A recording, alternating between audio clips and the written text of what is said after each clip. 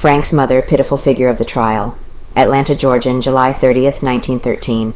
Defendant perfect in poise. His wife picture of contemptuous confidence. By L.F. Woodruff. Arm akimbo. Glasses firmly set, changing position seldom. Leo M. Frank sits through his trial with his thoughts in Kamchatka, Terra del Fuego, or the Antipodes, so far as the spectators in the courtroom can judge. He may realize that if the 12 men he faces decide that he is guilty of the murder of Mary Phagan, the decree of earthly court will be that his sole hope of the future will be an appeal to the court on high. His mind may constantly carry the impression of the likelihood of the solemn reading of the death warrant, the awful march to the death chamber, the sight of the all-terrifying gibbet, the dreadful ascension of its steel stairs, the few words of religious consolation, and then the drop, Frank's face a mask. But if he does realize these things, his face is as completely masked against emotion as that of a skilled poker player. To all appearances, he is the defendant in a civil suit on a contract of $100, and he has the money in his pocket to pay the judgment if the court should rule against him. An outsider entering the courtroom uninformed would look in vain for the man whose chief interest is in the trial. There is a world of earnestness written on the faces of the array of counsel. The jurors sit with fixed faces. Their nervous fanning tells their emotion. The court is all interest, and the spectators lean forward, ears strained to catch every word, eyes keen to observe every move. But Leo Frank sits there placid as a pool, calm as a champion about to go forth to assured victory. If anything, his appearance indicates that the trial is not a trial to him. It is simply a detail of a misfortune that is through circumstance. Frank's months in prison have not affected him physically. His eyes are extremely luminous. His olive skirt is exceedingly clear. He holds his spare frame erectly. He speaks seldom. Occasionally he turns to pass a word with his wife. Every now and then he has a brief conference with his counsel. More often he gazes straight ahead at nothing. He sits next to the massive Luther Rosser. When Rosser is on his feet, he is next to studious-appearing Reuben Arnold. When he speaks to them, his voice is impassionate and his sentences are carefully framed. Frank's wife confident. Behind him is his wife. Mrs. Frank is a remarkably handsome woman. She shares the stoicism of her husband in the trial.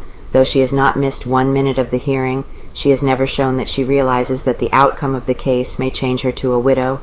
Twice after the court has taken recesses, and Frank has been turned over to his deputy sheriff guardian, she has embraced and kissed him.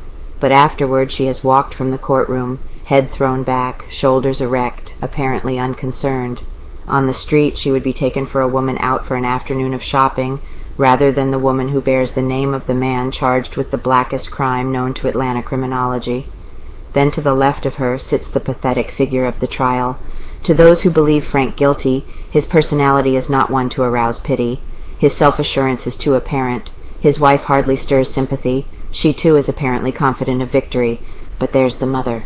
Hour after hour she sits and listens to men trying to send her firstborn to the gallows.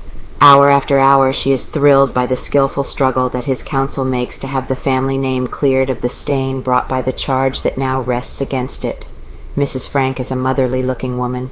Her form is simple, and in her younger days was evidently a woman of striking appearance. She is typical of the mother of her race, the revered head of the Hebrew family. In this trial, though her eyes are practically always fixed on her son, their yearning light spreads through the big courtroom. Their every flash rends the message that she wants him back on her breast, a free man. No single feature of the trial escapes her. When the prosecution scores, another line is added to the face that has been wrinkled by the 3 months of waiting and horror. When the defense seems to have an advantage, there is a joy expressed as great as the power of Niagara. When the attorneys ask a question, her eyes are fixed on the questioner.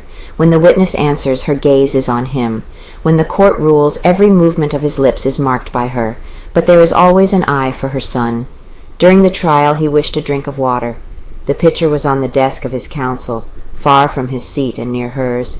When he looked for it, she divined his wish. She was on her feet in a second.